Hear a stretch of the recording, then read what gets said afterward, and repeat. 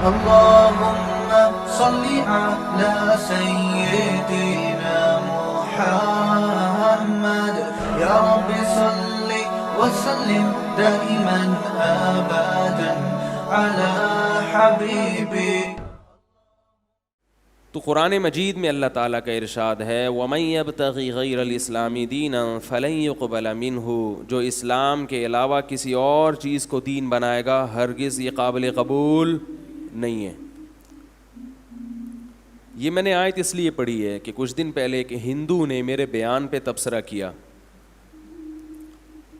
کہیں ہم نے جنت پہ بیان کیا، گناہوں سے بچنے پر بیان کیا، آخرت کے پر بیان کیا، تو کسی ہندو نے، کیونکہ نام سے پتہ چل جاتا ہے نا کہ یہ مسلمان نہیں ہے، اور اس کے تبصرے سے بھی پتہ چل گیا، اس نے کہا کہ یہ مسلمان اسکالرز جو ہیں یہ اپنی عوام کو جنت جہنم فرشتے انہی چکروں میں الجھا کے رکھیں گے جس کی وجہ سے مسلمان ترقی نہیں کر سکتے،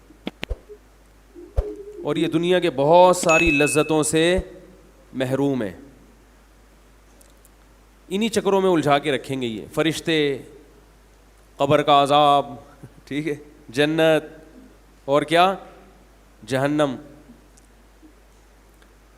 آگے اس نے یہ کہا اچھا پھر جب ایسا کوئی بالنگ ہوتی ہے نا تو پھر آگے سے چھکے چوکے مارنے والے بھی بہت ہوتے ہیں. تو فوراً کچھ لوگوں نے رپلائی یہ کیا کہ تو جب مرے گا نا تو پتہ چلے گا. ہندو کو رپلائی یہ کیا کہ تو جب مرے گا، کوئی ہندو کا نام کسی کے ذہن میں ہے تاکہ میں جب تک کوئی کیریکٹر سامنے نہ آئے نا تو مزہ نہیں آتا. کوئی ہندو کا نام بتائیں. ہے جی رمیش، کوئی ٹائٹ نام ہو جو ہندوؤں کا مزہ آتا ہو جس کو ہے. ابھی کوئی نٹور لال ٹائپ کا نا کوئی مزہ آ رہا ہو جس کو پڑھنے میں. امر لال مزہ نہیں آ. نٹور لال بھی ہے نا کوئی نٹور لال ہے. رنجیت سنگھ تو سکھوں کا ہوتا ہے نا. کوئی نریندر کر کے آ رہا ہوگا، مزہ آ رہا ہو اس میں نام لینے میں. نریندر مودی تو وہ ہے نا وزیر اعظم ہے. خیر کوئی نٹور لال صاحب تھے، کوئی بھی تھے، تو ہمارے غفار بھائی تھے جو بھی تھے، انہوں نے یہ کمنٹس کیے کہ تو جب مرے گا نٹور لال تو تجھے پتہ چلے گا، مرے گا تو پتہ چلے گا. اب ان کو یہ کمنٹس نہیں کرنے چاہیے تھے، یہ تو آپ نے دھمکی دے دی نا. تو اس نے پھر آگے سے جواب دیا بات تو صحیح کی، جب مرے گا تو پتہ چل جائے گا تجھے، لیکن ہر صحیح بات کرنے کی ہر ایک کے ساتھ کرنے کی نہیں ہوتی. غیر مسلم کے ساتھ بات چیت میں اس طرح کی دھمکیاں دینا شروع کر دینا، اس کے ساتھ تہذیب سے دلائل سے بات کرنی چاہیے. اور اگر دلائل نہیں ہے تو چپ کر کے بیٹھے رہو، کیا ضرورت ہے اپنی پھینکنے کی رپلائی میں. تو مرے گا تو پتہ چلے گا. یہ دھمکی جب ہو جب آپ دلائل سے سمجھا کے عاجز آ گئے ہوں، پھر آخر میں کہو کہ بیٹا مرے گا تو پتہ چل جائے گا. جیسے قرآن نے بھی دھمکیاں دی ہیں، دلائل کے انبار لگا دیے، پھر بھی جب بات سمجھ میں نہیں تو اللہ نے فرمایا تمتعوا، مزے اڑا لو، فإن مصیرکم الی النار، آنا جہنم کی آگ کی طرف ہے، اڑا لو مزے. کوئی فرشتہ نہیں ہے، کوئی قبر نہیں ہے، کوئی جنت نہیں، کوئی جہنم نہیں، تو مزے کرو. پھر ٹھکانہ کیا ہے؟ جہنم کی آگ.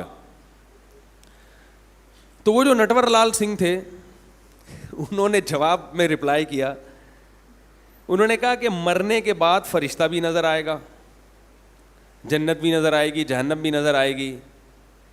تو آنی تو دنیا میں چاہیے جب ہمیں اعمال کو درست کرنے کی ضرورت ہے.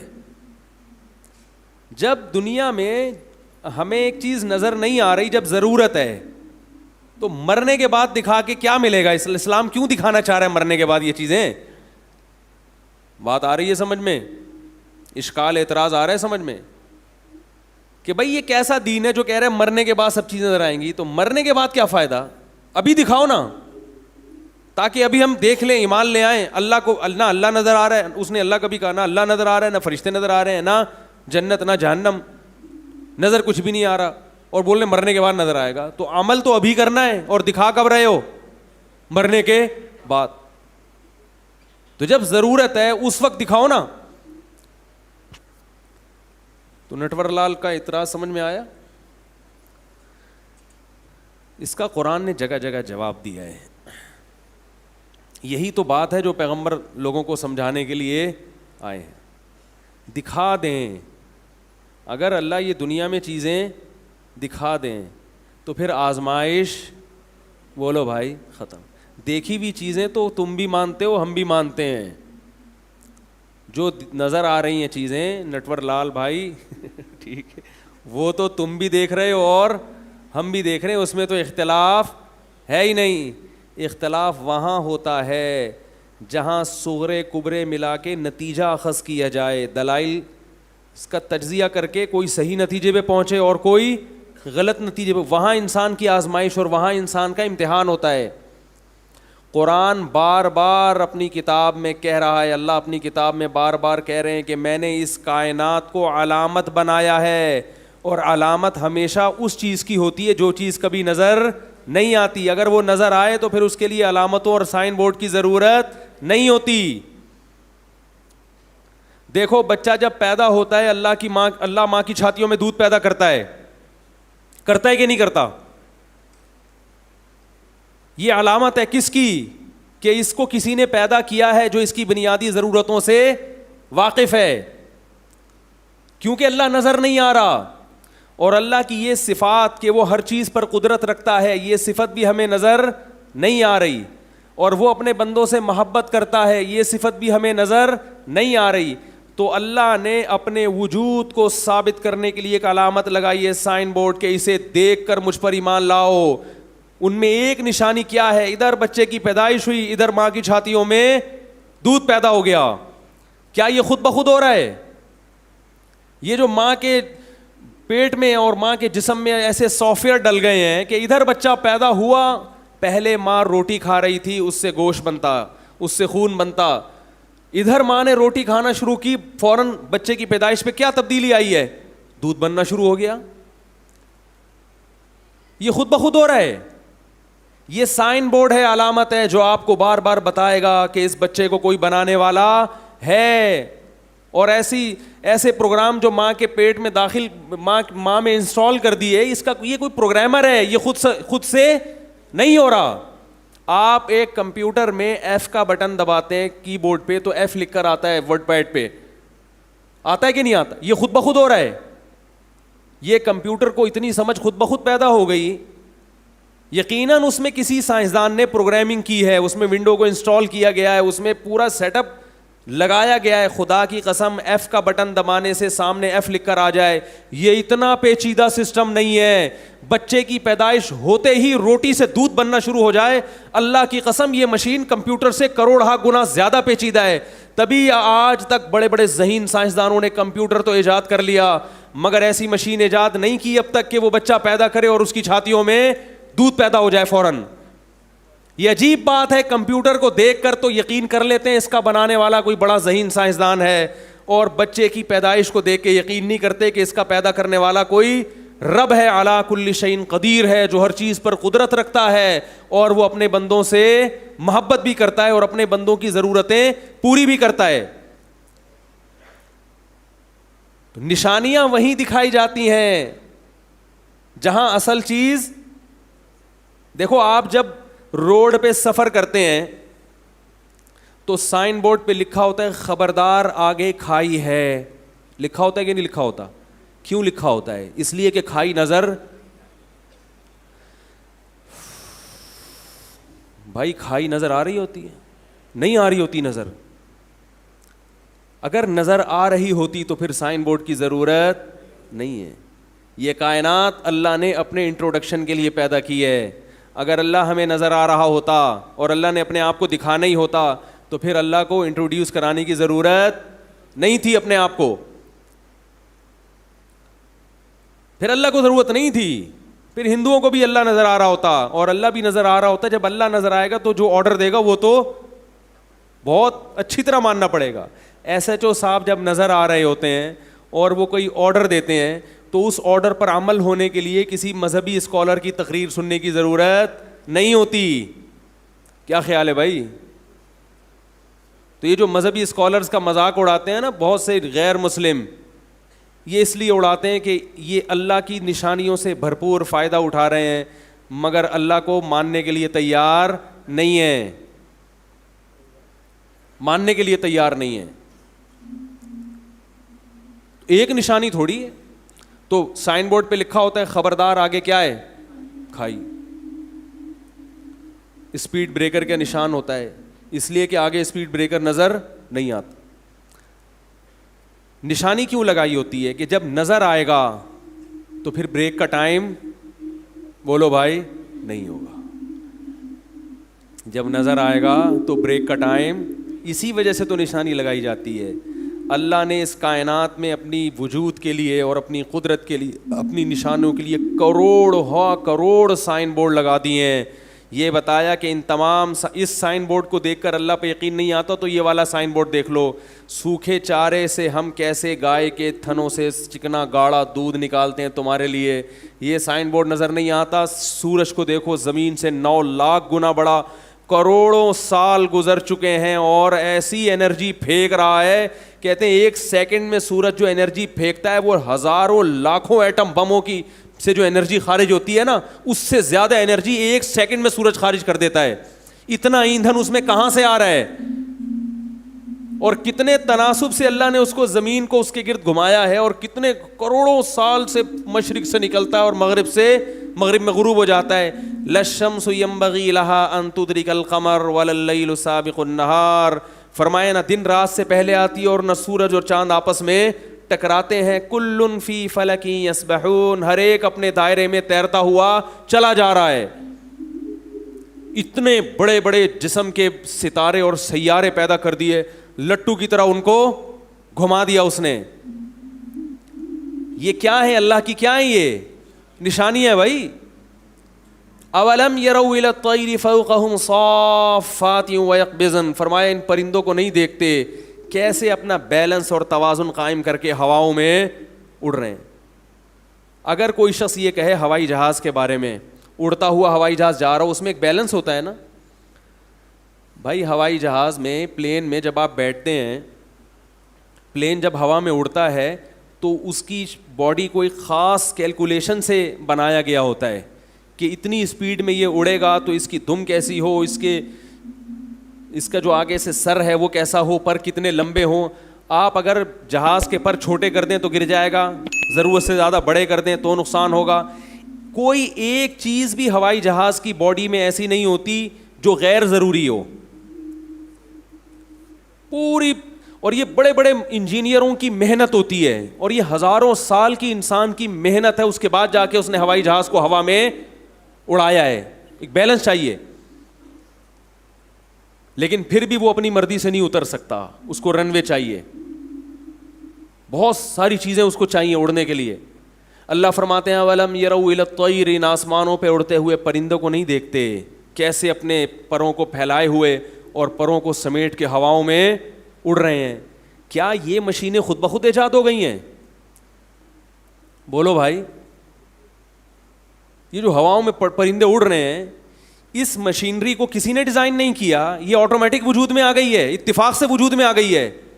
ہوائی جہاز کا سسٹم اللہ کی قسم اتنا پیچیدہ نہیں ہے جتنا پرندوں کا سسٹم. ایک مکھی بھی چھوٹا سا پرندہ ہے, اس کے اڑنے کی اور پروں کو ہلانے کی اسپیڈ چیک کر کے دیکھو, کبھی پتہ چلے گا آپ کو کتنی اسپیڈ سے اپنے, یہ ہیلی کاپٹر بھی اتنی اسپیڈ سے اپنے پروں کو نہیں گھماتا. اور عجیب بات ہے یہ ہوا میں ریورس بھی ہو جاتے ہیں. ہوائی جہاز ہوا میں ریورس, بولو نا یار, نہیں ہوتا, وہ ریورس نہیں ہوتا. سمندر کے ایک کنارے سے پرندے ہواؤں میں اڑتے ہیں, ایک بر اعظم سے اڑتے ہیں اور صف بستہ ہو کے دوسرے کنارے تک پہنچ جاتے ہیں. کون ہے جس نے ہواؤں میں ان کو اپنا بیلنس قائم کرنا سکھایا؟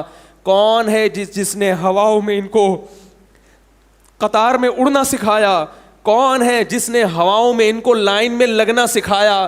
جاپان نے صدیوں محنت کر کے اپنی قوم کو لائن میں لگنا سکھایا ہے, خود بخود وہ قوم لائن میں لگنا نہیں سیکھی. تو ہواؤں میں جو اڑنے والے پرندے ہیں ان کو قطار بنا کے اڑنا, اور ان کو اتنی تہذیب, کیا انہوں نے جاپان کی یونیورسٹیوں میں سیکھی ہے تہذیب؟ کیا ان کو کسی انسان نے سکھائی ہے, کسی سائنسدان نے سکھائی ہے؟ یہ وہ نشانیاں ہیں جنہیں دیکھ کر عقل مند لوگ اللہ کے وجود پر ایمان لاتے ہیں, اور جن کی عقلیں مسخ ہو چکی ہیں, جن کی عقلیں شہوت پرستی سے اندھی ہو چکی ہیں, انہیں دنیا کی ہر چیز نظر آئے گی مگر ان کو اللہ نہیں نظر آئے گا, اس کائنات کو بنانے والا نظر نہیں آئے گا, اور نہ وہ اس کے بارے میں سوچنے کے لیے تیار ہوں گے. انہیں یہی اعتراض رہ گئے مذہبی اسکالر نے جنت جہنم میں اور اللہ میں لگا دیا. مزے اڑاؤ, نائٹ کلبوں میں ناچو گاؤ, شرابیں پیو اور عیش و عشرت کی زندگی گزارو, ان مولویوں کی مجلس میں مت بیٹھو. وہ یہی کرتے رہیں گے.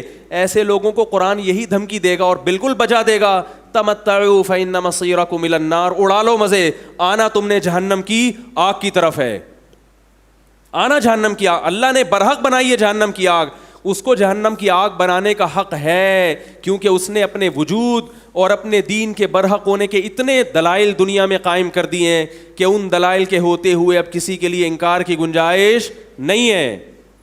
انکار کی گنجائش نہیں ہے آپ کے پاس. اسلام آپشنل نہیں ہے کہ جس کا دل چاہے اسلام قبول کرے, جس کا دل چاہے نہیں کرے. آپشنل ہے دنیا کی حد تک, آخرت کے معاملے میں نہیں ہے. آخرت کے معاملے میں اللہ کا فیصلہ ہے, وَمَن يَبْتَغِ غَيْرَ الْإِسْلَامِ دِينًا, اسلام کے علاوہ کسی بھی دین کو فالو کرو گے, فَلَن يُقْبَلَ مِنْهُ, میں آخرت میں قبول نہیں کروں گا, وَهُوَ فِي الْآخِرَةِ مِنَ الْخَاسِرِينَ. اور کامیابی کی جتنی ورکشاپ کر لو اور جتنے موٹیویشنل اسپیکرز کی تقریریں سن کے سکسیز حاصل کرنے کی کوشش کرو, اللہ فرماتے ہیں جب تک اسلام کو فالو نہیں کرو گے, کائنات کو بنانے والے کو نہیں مانو گے, اس کے احکامات کو فالو نہیں کرو گے, ان موٹیویشنل اسپیکرز کی تقریریں سن کے میں تمہیں کامیاب نہیں کروں گا. یہ خود بھی جہنم کے ایندھن بنیں گے اور تمہیں بھی اپنے ساتھ جہنم کی آگ میں دھکیلیں گے. یہ تمہیں بھی دھکیلیں گے جہنم میں اپنے ساتھ, اس لیے کہ اللہ نے اس کائنات کو اپنے انٹروڈکشن کے لیے بنایا ہے. تم نے اس کائنات میں اللہ کی نعمتوں سے مزے تو اڑائے, مگر اس خالق کو پہچاننے کے لیے تیار, بولو بھائی, نہیں ہو تم اس کے لیے. تو اللہ نے اپنے وجود کی نشانیاں بھی رکھی ہیں. جتنی چیزیں اس وقت دنیا میں ایجاد ہو رہی ہیں یہ اللہ کی بنائی ہوئی چیزوں کی کاپی ہے. میں اکثر بیان میں کہتا ہوں یہ جو ویڈیو کیمرہ ہے یہ آپ کو پتا ہے کس طرح وجود میں آیا ہے؟ یہ انسانی آنکھ کی کیا ہے؟ کاپی ہے. یہ ہم نے خود سنا ہے, جو ویڈیو کیمرے کے ماہر انجینئر ہیں ان سے سنا ہے, ہوائی فائرنگ نہیں ہے. یہ جو لوگ مجھے کہتے ہیں آپ حوالہ نہیں دیتے یہاں بیٹھ کے, یہاں میں اگر بیان میں حوالے کتابیں لے کے بیٹھوں تو پھر صرف حوالے ہی پیش کرتا رہوں گا. تو بہت مستند ڈاکٹروں کی اور بہت مستند انجینئروں کی تحقیق کے بعد میں کوشش کرتا ہوں یہ ممبر پہ بیٹھ کے کوئی بات آپ کے سامنے پیش کروں. یہ جو ویڈیو کیمرہ ہے یہ کس کی کاپی ہے؟ انسانی آنکھ کی. سائنسدانوں نے یہ دیکھا کہ انسانی آنکھ میں دیکھنے کا عمل کیسے ہوتا ہے, کیسے دیکھتی ہے. روشنی کی لہریں ٹکرا کے آپ پر آئیں گی, پھر وہ ریورس ٹکرا کے ہماری آنکھ کے پردے پہ پڑتی ہیں, پھر وہ برقی لہروں میں تبدیل ہوتی ہیں. پھر کیا ہوتا ہے, پھر اندر اللہ نے ایک آلات لگائے ہوئے ہیں وہ ان برقی لہروں کو ریورس کر دیتے ہیں. جو پروسیس ہوا ہے نا اسی کو کیا کرتے ہیں, الٹا کرتے ہیں. جب وہ ریورس کرتے ہیں تو تصویر بالکل بنتی ہے لیکن الٹی بنتی ہے, ٹانگیں اوپر اور سر نیچے. دماغ میں اللہ نے یہ سسٹم رکھا ہے کہ وہ اس کو کیا کر دیتا ہے, سیدھا کرتا ہے. بعینی ہی یہی نقل کی ہے کس کی, ویڈیو کیمرے میں. اور عجیب بات یہ کہ اتنے سال انسان محنت کرتے کرتے آج جا کے اس نے ویڈیو کیمرہ ایجاد کیا ہے, مگر ابھی بھی ویڈیو کیمرہ اتنی صاف ویڈیو نہیں بناتا جتنی انسانی آنکھ بنا رہی ہے. دوسری بات یہ کہ انسانی ویڈیو کیمرہ ایک ہوتا ہے, انسانی آنکھ دو کیمرے ایڈجسٹ ہیں. ان کو ایڈجسٹ کرنا یہ خود بخود ممکن, کیونکہ یہ جو لینس ہمارے دونوں آنکھوں میں لگے ہیں نا ان میں قدرت نے ایک خاص فاصلہ رکھا ہے جس کی وجہ سے ہمیں ایک کے دو نظر نہیں آتے. ذرا سی سیٹنگ آؤٹ ہو جائے تو ایک کے کتنے نظر آئیں گے, آپ سمجھیں گے کہ یہ جو ممبر پہ بیٹھ کے 4 آدمی کیوں بیان کر رہے ہیں آج, آپ کو ایسا لگے گا. اور یہ ایڈجسٹمنٹ کس سے ہوئی ہے, روٹی سے. ماں نے کیا کھایا تھا, بولو بھائی, روٹی کھائی تھی. روٹی سے آنکھیں بھی بنی اور اپنی اپنی جگہ پہ اگنا بھی شروع ہو گئیں. اور ان کے اندر یہ جو قرنیہ ہے ہمارا, جس کو انگلش میں کیا کہتے ہیں, بڑا مشہور لفظ ہے انگلش میں, اس کے لیے مجھے ذہن میں نہیں آ رہا, عربی میں قرنیہ کہتے ہیں, ریٹینا کو قرنیہ کہتے ہیں یا پتہ نہیں کس کو, بہرحال ایک ریٹینا قرنیہ عربی میں ایک لفظ ہے, بہت ہی یہ جو ہماری آنکھ کا کالا نقطہ ہوتا ہے نا, اس ذرا سا آپ کو پتہ ہے کہ اس کی سیٹنگ تھوڑی سی بھی آؤٹ ہو جائے تو چشمہ لگتا ہے. وہ چشمہ کیا کرتا ہے کہ جو لہریں آڑی ترچھی آ رہی تھیں ان کو سیدھا کر دیتا ہے. تو وہ چشمے کا جو ایک گلاس ہے جو بہت ہی سادہ ہوتا ہے, کیا وہ خود بخود بن سکتا ہے؟ بولو نا بھائی. کیا وہ ڈاروین کے نظریے کے مطابق ارتقائی مراحل طے کرتے کرتے خود آج تک ارب کروڑوں سال میں ایک گلاس بھی ایسا وجود میں آیا؟ ایک گلاس بھی, ایک شیشہ بھی ایسا وجود میں آیا؟ وہ جو آپ کی آنکھوں کی لہروں کو ایڈجسٹ کرنے کے لیے لگایا جاتا ہے وہ خود سے نہیں بن سکتا. تو وہ جہاں سے لہریں بن رہی ہیں اور جو تصویر بنانے والا کیمرہ وہ خود سے کیسے وجود میں آ سکتا ہے بھائی؟ جس کیمرے کو دیکھ کر ویڈیو کیمرہ کاپی کیا گیا ہے تو یہ فرسٹ کاپی بنانا خود سے ممکن نہیں ہے, بننا خود سے ممکن نہیں ہے. تو جس کی نقل ماری ہے میرے بھائی وہ خود سے کیسے بن گیا؟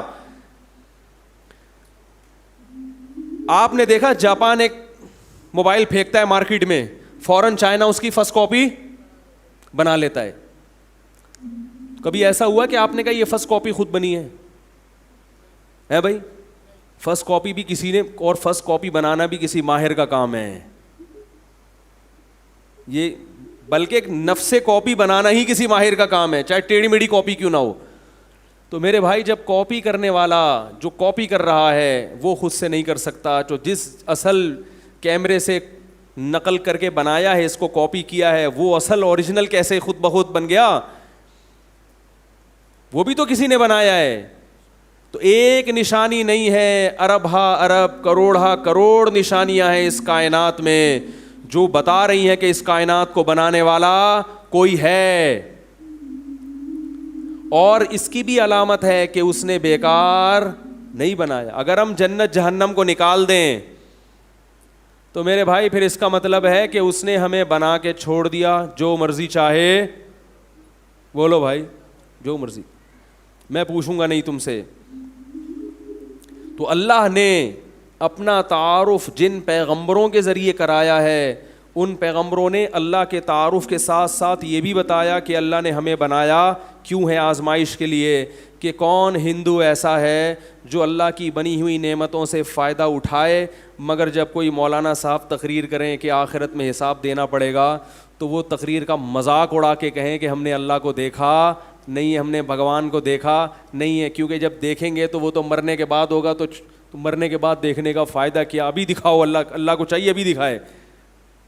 تو اللہ ایسے لوگوں کو پھر آخرت میں بخشے گا نہیں. اللہ کہے گا اتنی نشانیاں میں نے رکھی تھیں تجھے یقین نہیں آیا. اگر اللہ اپنے آپ کو دکھا دے تو ایس ایچ او صاحب جب اپنی زیارت کرا دیتے ہیں تو اچھوں کی سمجھ میں آ جاتا ہے, تو جب اللہ زیارت کرائے گا تو پھر کیوں سمجھ میں نہیں آئے گا؟ کیوں بھائی؟ پھر یہ تقریروں کی ضرورت نہیں رہے گی, پھر قرآن کے اللہ کے کلام کے اور پیغمبروں کی ضرورت نہیں رہے گی, پھر آزمائش ہی نہیں رہے گی. مزہ تو اسی وقت ہے جب آزمائش ہو. ایک طرف دنیا کی خواہشات آپ کو اپنی طرف کھینچ رہی ہوں, دوسری طرف اللہ کے حکام آپ کو اپنی طرف کھینچ رہے ہوں. آپ غیب پر ایمان لا کے اللہ کے دلائل اور نشانیوں کو دیکھ کر اللہ پر ایمان لاؤ اور پھر اللہ کی باتوں کو فالو کرنا شروع کرو. ایسی صورت میں پھر اللہ جنت نہیں دے تو پھر اور کیا دے میرے بھائی؟ تو آپ بتاؤ کہ پھر آخرت میں, دنیا میں تو انعام نہیں ملتا, دنیا میں تو بہت سے اچھے ناکام ہو جاتے ہیں اور بہت سے خراب کامیاب ہو جاتے ہیں. دنیا کا معاملہ تو بھیڑ چال ہے.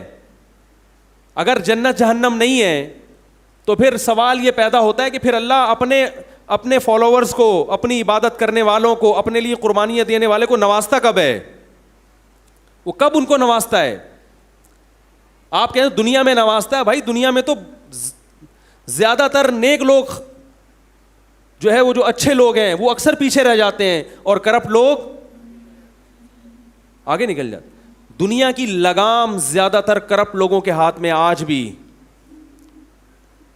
جنہوں نے غریب کو غریب تر بنا دیا اور امیر کو امیر تر بنا دیا.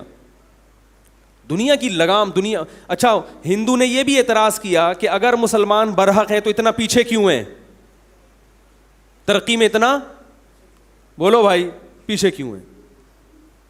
یہ ایسا ہی ہے جیسے میں ان سے ہندوؤں سے ایک سوال پوچھوں کہ اگر اگر یہ جو کیا نام ہے نریندر مودی, ابے نہیں وہ جو ابھی وزیر اعظم بنے, نریندر مودی صاحب جو ہیں, اگر وہ اچھے آدمی ہیں, اچھے آدمی نہیں ہیں تو وزیر اعظم کیوں بن گئے؟ انڈیا میں میجورٹی جو پڑھے لکھے لوگ ہیں وہ نریندر مودی کو اچھا, کیونکہ مسلمانوں پہ بے پناہ ظلم کیا اس نے, بہت زیادہ ظلم. سمجھدار لوگ نہیں پسند کرتے, متعصب ہندو تو پسند کریں گے, جو ہندوؤں میں ایجوکیٹڈ ہیں وہ پسند نہیں کرتے. لیکن یہ وزیر اعظم کیوں بن گئے بھائی؟ ظلم ہی کی بیس پہ, کیونکہ متعصب ہندوؤں کو اپنا قائل کرنے کے لیے مسلمانوں پہ کیا کیا ہے؟ ظلم کیا ہے. اس سے متعصب ہندو سمجھ رہے کہ یہ مذہبی آدمی ہے, لہذا. تو دنیا میں جیسے وزیر اعظم بننا کامیابی ہے, اسی طرح دنیا میں سائنس اور ٹیکنالوجی میں آگے بڑھنا بھی کامیابی سمجھا جاتا ہے. تو یہ ضروری نہیں ہے کہ جو سیدھے راستے پر ہو وہی سائنسدان بھی بنے گا, یہ ضروری نہیں ہے. کبھی اچھے لوگ بن جاتے ہیں اور کبھی برے لوگ بن جاتے ہیں. اور دوسری بات یہ کہ اچھائی اور برائی کا کرائٹیریا وہ نہیں ہے جو ہم اور آپ کہتے ہیں. اچھائی اور برائی کا کرائٹیریا وہ ہے جو اللہ نے متعین کیا. اللہ کہتے ہیں سب سے پہلے مجھے ماننا پڑے گا, اس کے بعد اچھا برا, وہ اس کے بعد کوئی اچھا ہوگا, کوئی اس کے بعد برا ہوگا. مسلمان ترقی میں پیچھے کیوں ہیں؟ اس لیے کہ مسلمانوں کو ترقی میں پیچھے رکھا گیا ہے. یقین نہیں آئے تو آپ اپنے جو بیوروکریسی میں لوگ ہیں ان سے جا کے پوچھو. جب مسلمانوں کی دنیا میں حکومت تھی اس وقت مسلمانوں کے حالات, ہندوستان میں مسلمان نے 1000 سال حکومت کی ہے, اس وقت ہندوستان کے حالات دیکھو اور معاشی ترقی دیکھو اور آج کمپیئر کر کے دیکھو. انگریز کی کتابیں گواہی دیں گی کہ جب مسلمانوں نے ہندوستان میں حکومت کی ہے اس وقت ہندو بھی ترقی میں تھا اور سکھ بھی ترقی میں تھے اور مسلمان بھی ترقی میں تھے اور پورا ہندوستان ترقی میں تھا. جب انگریز بر صغیر میں آیا تو بر صغیر کی واٹ لگنا شروع ہوئی ہے. اور انگریزوں کی چمنیاں جو گرم ہوئی ہیں نا کارخانوں کی, وہ ہندوستان پہ غاصبانہ قبضے کی وجہ سے برطانیہ نے ترقی کی ہے. برطانیہ دھوکہ دے کے اگر ہندوستان پہ قبضہ نہ کرتا تو آج برطانیہ نہیں ہوتا. جب سارے وسائل آپ کے پاس ہوں تو پھر ایجوکیشن بھی آپ کے پاس ہوگی اور ترقی بھی, کیونکہ دولت کی وجہ سے ہر چیز کو خریدا جاتا ہے. آپ کے ملک میں جتنے اچھے سائنٹسٹ پیدا ہوں گے خریدیں گے کون؟ گورے خریدیں, کیونکہ آپ اتنی تنخواہیں دے نہیں سکتے, وسائل ہی نہیں ہیں آپ کے. میں نے کسی ماہر معیشت نے مجھے بتایا, خود میں نے سنا کہ بلوچستان میں جو کوئلے کی کانیں ہیں ان کی کھدائی پر اور یہاں سے کوئلہ نکالنے پر بین الاقوامی پابندی لگی ہوئی ہے. کیوں لگی ہوئی ہے؟ کہ انوائرمنٹ جو ہے وہ ماحول آلودہ ہوگا, حالانکہ دنیا کے بہت سارے ملکوں میں کوئلہ جلا کے انرجی حاصل کی جا رہی ہے. تو آپ کو ترقی کرنے دیا نہیں جاتا. تو میرے بھائی یہ تو دنیا, تبھی تو اللہ کہتے ہیں اصل آخرت ہے. تو یہ جو ہندو اشکال کرتے ہیں نا, اگر اسلام برحق مذہب ہے, مسلمان سیدھے راستے پر ہیں, تو اتنا پیچھے کیوں ہیں؟ تو میرے بھائی اسی لیے پیچھے ہیں کہ جیسے ہندوستان میں بہت سی سیاسی تحریکیں اچھی ہیں مگر پیچھے ہیں. بہت سے لوگ ایجوکیشن بھی ہے ان کے پاس, ان کو اونچے عہدوں پہ ہونا چاہیے تھا مگر اونچے عہدوں پہ نہیں ہے. کیا آپ کے ملک میں ایسا ہے کہ ہر ایجوکیٹڈ اور ہر کوالیفائڈ آدمی آگے پہنچ جاتا ہو؟ رشوت دے کے لوگ آگے نہیں پہنچتے. جیسے انڈیا میں لوگ رشوت دے کے, بہت سے لوگ ایجوکیٹڈ ہیں وہ پیچھے ہیں اور نااہل آگے ہے, ایسے ہی پوری دنیا میں بھی ایسے ہی سیٹ اپ چل رہا ہے. دنیا کو آپ دودھ کا دھلا ہوا مت سمجھیں کہ یہ بڑے نیک ہیں, ساری دنیا بڑی اچھی چل رہی ہے. جو بھی آپ کو یاد ہوگا اقوام متحدہ میں کئی سال پرانی بات ہے, 10-20 سال, ایوارڈ ملا امن کا ایک ایسے شخص کو جس نے دنیا میں سب سے زیادہ بدامنی پھیلائی ہے. تو ایوارڈ امن کمیٹی کا نام سنا ہے؟ کہیں سے بھی امن جھلکتا تھا؟ عجیب ہے یا نہیں؟ تو میرے بھائی یہ دنیا ہے, کچھ بھی لیبل لگا کے کسی کو برے کو صحیح کر دو اور صحیح کو برا کر دو. اسی لیے اللہ نے کہا اصل عدالت کس کی ہے؟ آخرت کی. تو اگر جنت جہنم کو میرے بھائی نکال دو گے اپنی زندگی سے تو اس کا مطلب یہ دنیا بھیڑ چال ہے, جس کی لاٹھی اس کی بھینس, پھر یہاں کوئی پوچھنے والا نہیں ہے. تو اس لیے اللہ نے بتایا کہ تمتعو, مزے اڑا لو, ظلم کر لو انسانوں پہ, لوگوں کی دولت نچوڑ لو اور والدین کو اولڈ ہاؤس میں جمع کرا دو, رشتہ داری توڑ دو, شوہر بیوی کا حق ادا نہ کرے, بیوی شوہر کا حق ادا نہ کرے, اولاد باپ کو چھوڑ دے, باپ اولاد کو چھوڑ دے, کر لو یہ سارے کام. پیٹ میں مائیں بچے نہیں ضائع کر رہی ہیں آج کل, انڈیا میں تو یہ مسلمانوں سے زیادہ ہوتا ہے. تو کیا وہ بچہ جس کو ماں نے گرا دیا کوئی کیس ہے اس کے خلاف عدالت میں ہوتا ہو؟ بتاؤ میرے بھائی. یہ صرف اسلام ہے جو بتاتا ہے وَإِذَا الْمَوْءُودَةُ سُئِلَتْ بِأَيِّ ذَنبٍ قُتِلَتْ. ماں جب اپنے پیٹ میں جو بچے کو ضائع کرے گی, اللہ فرماتے ہیں قیامت کے دن اس بچے کو زندگی دے کے عدالت کے کٹہرے میں کھڑا کروں گا اور پوچھوں گا بتا تجھے کس جرم میں قتل کیا گیا, بتا. تیرا کوئی کیس کرنے والا نہیں تھا, میں ہوں جو تیرے خلاف عدالت میں کیس خود دائر کروں گا میں. دنیا صرف ان لوگوں کو جانتی ہے جو زیادہ مشہور ہوتے ہیں. کیا کیا کہاں کہاں ظلم ہو رہا ہے یہ لوگ نہیں جانتے. ایک انگریز کی بات بتا کے اپنا بیان ختم کرتا ہوں. جب گوروں کے, میں کسی ملک کا نام نہیں لیتا جان کر, جب گوروں کے ہاں یہ قانون بنا کہ ماں اپنے پیٹ میں بچے کو ضائع کر سکتی ہے, تو اس قانون پہ ان کے ہاں بہت ڈیبیٹ ہوئی, بحث ہوئی کہ بھائی کیوں ضائع کر سکتی ہے. تو زیادہ تر دلائل اس طرف گئے کہ بھائی عورت کو یہ اختیار ہے وہ بچہ جنے یا بولو بھائی نہ جنے, اگر وہ ماں نہیں بننا چاہتی ہم اسے مجبور نہیں کر سکتے. اسلام کیا کہتا ہے؟ حمل کو ضائع بولو بھائی نہیں کر, وہ بھی انسان ہے, اسے بھی دنیا میں آنے کا, جب تک حمل ٹھہرا نہیں ہے تو وہ تو نہیں ہے. جب ایک سلیکشن ہو گئی قدرت کی طرف سے, اللہ کی طرف سے ایک انتظام ہو گیا, اور خاص طور پہ جب بچے میں جان پڑ گئی, ہارٹ بیٹ شروع ہو گئی اس کی, اب اسلام کیا کہتا ہے اس کو آپ ضائع, وہ اللہ کی مخلوق ہے, آپ کی اولاد بعد میں ہے, اللہ کی مخلوق پہلے ہے. تو گوروں کے ہاں جب یہ قانون بن رہا تھا تو یہ اشکال ہوا کہ جب ایک عورت نہیں ماں بننا چاہتی, زبردستی ہم اس کو مجبور نہیں کر سکتے, لہذا قانون کیا ہے گرا سکتی ہے. اس پہ کسی گورے ہی نے اعتراض کیا اور باقاعدہ اس کو نیٹ پہ شائع کیا. اس نے کہا کہ ماں کی رسپیکٹ کا تو خیال کیا جا رہا ہے, اس کی آزادی کا تو خیال کیا جا رہا ہے, اس بچے سے نہیں پوچھا جا رہا کہ تو پیدا ہونا چاہتا بھی ہے یا مرنا چاہتا ہے. یہ انسانوں کے بنے ہوئے قانون ہیں. اس نے کہا کہ یہ انصاف پر مبنی جب ہوتا جب بچہ پیدا ہوتا, بالغ ہوتا, پھر اس سے پوچھتے کہ بتا تو دنیا میں آنا چاہتا تھا یا نہیں آنا چاہتا. نہیں آنا چاہتا تو گولی مار دیتے ہیں, اگر آنا چاہتا تو ٹھیک ہے. اس عورت کا تو خیال کیا جا رہا ہے مگر اس بچے کا خیال نہیں کیا جا رہا. یہاں تک گورے کے کمنٹس ختم ہوئے, اب میرے کمنٹ شروع ہو رہے ہیں. کیوں ایسا کیا انگریزوں نے؟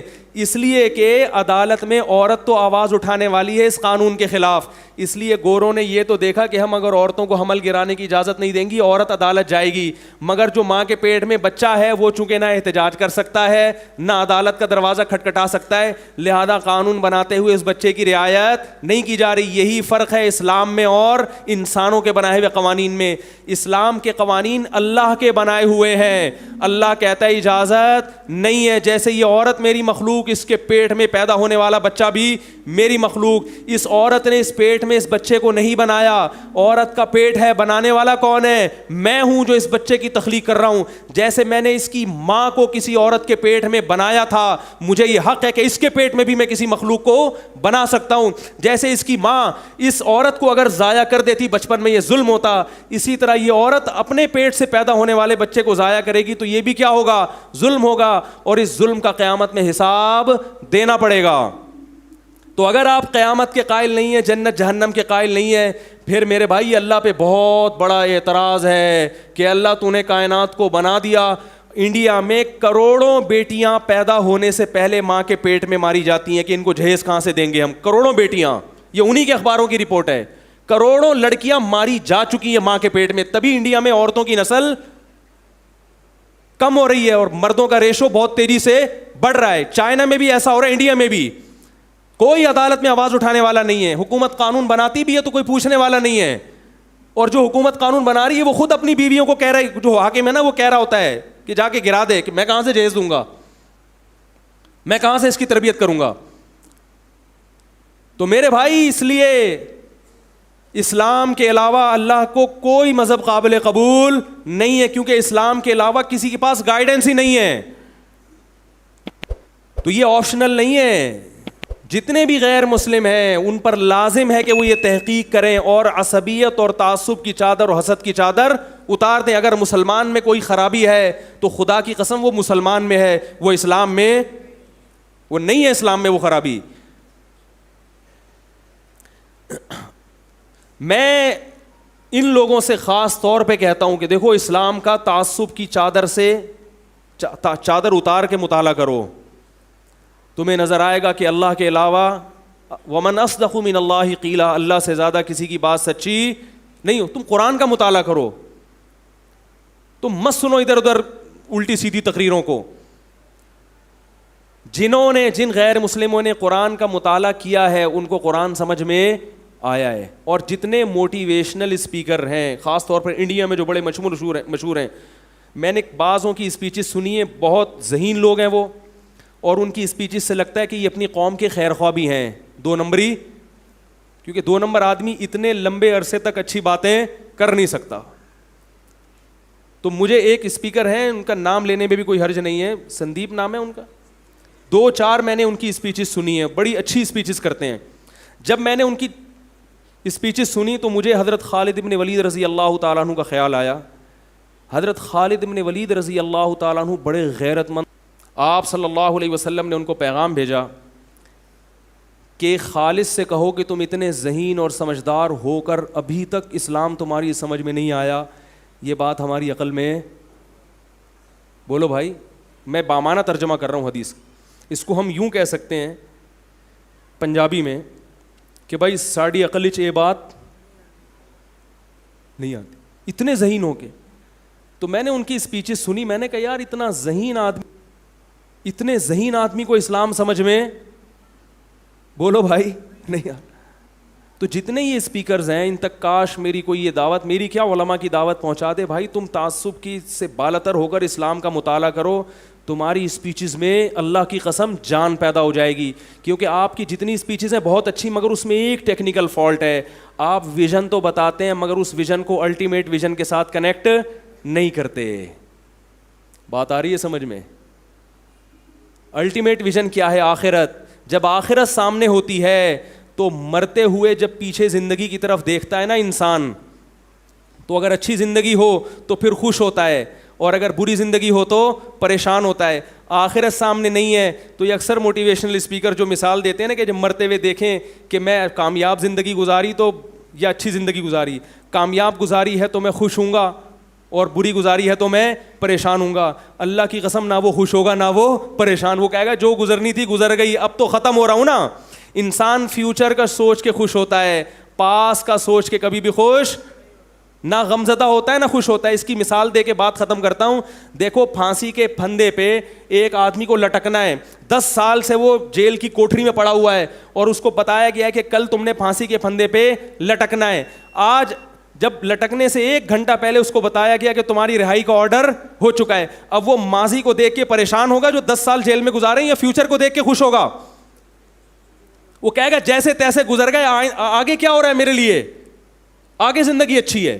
اور ایک وہ آدمی ہے جو ایئر کنڈیشن میں سو رہا ہے, نائٹ کلبوں میں شرابیں پی رہا ہے, ساری اس کی مرضی کی زندگی اور مرضی کی چیزیں پوری ہو رہی ہیں, ساری خواہشات اس کی پوری ہو رہی ہیں, لیکن اسے آ کے بتایا جائے کہ 1 گھنٹے کے بعد آپ کو قتل کر دیا جائے گا, تو اب وہ پاس کا دیکھ کے خوش ہوگا کہ میں نے بڑی کامیاب لائف گزاری ہے. بولو بھائی. تو یہ جو موٹیویشنل اسپیکر ہیں اکثر یہ مثال دے رہے ہوتے ہیں کہ ہم جب دنیا سے جائیں تو تسلی ہو کے کچھ کر کے گئے ہیں. میرے بھائی نہیں تسلی ہوگی, کیونکہ اس کو پتا ہے کہ کر کے گئے ہوں یا نہیں کر کے, اب کیا ہو رہا ہے, اب سب کچھ کیا ہو رہا ہے, فنا ہو رہا ہے. تو آخرت جب سامنے ہوگی کہ میں نے زندگی اچھی گزاری ہے, اب آخرت کیا ہے میری, اب میں اللہ کے ہاں سرخ روح ہو سکوں گا, اللہ مجھ سے راضی ہوگا, جب اللہ سے ملاقات ہوگی وہ خوش ہوگا تو نے اچھی زندگی گزاری ہے. تو پھر وہ زندگی اگر آزمائشوں میں بھی گزری ہوگی تو اس زندگی کے گزرنے سے پہلے ان آزمائشوں پہ بھی راضی ہوگا.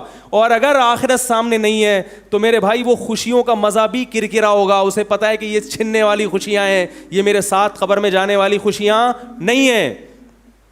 اسی لیے مسلمان زیادہ خوش زندگی گزارتے ہیں اور غیر مسلموں کی زندگیوں میں زیادہ خوشیاں نہیں ہوتی. یہ مشاہدے پر مبنی حقیقت ہے. ان غیر مسلموں سے میں کہتا ہوں کبھی آؤ ہمارے گھروں میں اور مسلمانوں کے گھروں کے اندر رہ کے دیکھو, تمہیں پتہ چلے گا مسلمانوں کی زندگیوں میں سکون زیادہ ہے, مسلمان میں ٹینشن برداشت کرنے کی صلاحیت زیادہ ہے. کیونکہ ہمیں دعا سکھائی ہے جب کوئی غم پہنچے, انا للہ و انا الیہ راجعون, ہم اللہ کے غلام ہیں, گاڈ کو حق ہے کہ وہ اپنے غلام کے ساتھ جیسا چاہے سلوک کرے, وَإِنَّا إِلَيْهِ رَاجِعُونَ, اور مر کے ہم نے جانا کس کے پاس ہے, اللہ کے پاس. اس غم کا وہ ہمیں نعم البدل دے دے گا. دنیا میں نہیں تو آخرت میں مل جائے گا. یہ سوچ کے مسلمان کو تسلی ملتی ہے. آپ لوگوں کو تسلی کے جو جملے کہہ رہے ہیں وہ مصنوعی ہیں, وہ صرف ایک آرٹیفیشل خول ہے جو آپ نے اپنے اوپر اوڑھ لیا ہے. ایک مصنوعی خوش ہونے کی کوشش کی جا رہی ہے, اس خوشی کی بیس مضبوط نہیں ہے. بات آ رہی ہے سمجھ میں؟ اس خوشی کی بیس مضبوط نہیں ہے. رسول اللہ صلی اللہ علیہ وسلم نے فرمایا کوئی کانٹا بھی تمہیں چبھتا ہے تو اس کا قیامت کے دن اللہ نعم البدل دے گا, بدلہ ملے گا قیامت کے دن. تو جب تک آخرت سامنے نہیں ہوگی یہ دنیا بھی آپ کی سکون میں نہیں گزرے گی, اور آپ اپنی پیدائش کا مقصد ہی آپ کے سامنے نہیں ہوگا تو میرے بھائی پھر جو آدمی مقصد سے ہی ہٹ جائے وہ کہاں سے سکون حاصل کر سکتا ہے؟ اور مذہب کو چھوڑ کر اور جو تباہیاں ہو رہی ہیں وہ الگ ہیں. وہ تباہیاں کی تو ایک دیکھو نا, انڈیا کی عدالت نے کیا کیا ہے, شادی شدہ عورت کے لیے زنا کو الاؤ کر دیا, گے میرج کو الاؤ کر دیا. یہ معاشرہ تباہی کی طرف نہیں جائے گا. کیوں؟ انہوں نے اپنے لحاظ سے صحیح کیا ہے, اس لیے کہ ان کے پاس کوئی لا اور قانون ہے ہی نہیں, وہ گاڈ کو مانتا ہی نہیں ہے. اسلام ہے جو خدا کا تصور حقیقی معنوں میں پیش کرتا ہے, اور صرف لفظ نہیں کہ بس گاڈ کا لفظ سے متعارف کروا دیا, اس کا انٹروڈکشن بھی کرواتا ہے. اللہ کن چیزوں سے خوش ہوتا ہے وہ بھی قرآن نے بتایا, کن چیزوں سے ناراض ہوتا ہے وہ بھی قرآن نے بتایا. سیدھا راستہ کیا ہے وہ بھی بتایا, غلط راستہ کیا ہے وہ بھی بتایا. سیدھے راستے کے صحیح ہونے کے دلائل بھی دیے اور غلط کے غلط ہونے کے دلائل بھی دیے. قرآن کے علاوہ کوئی کتاب ہے ہی نہیں. جب ہے ہی نہیں تو اس کو قرآن کے مقابلے میں لا کے اس کو کمپیئر کرنے کی ٹینشن سے ہی اللہ نے ہماری جان بچا لی ہے.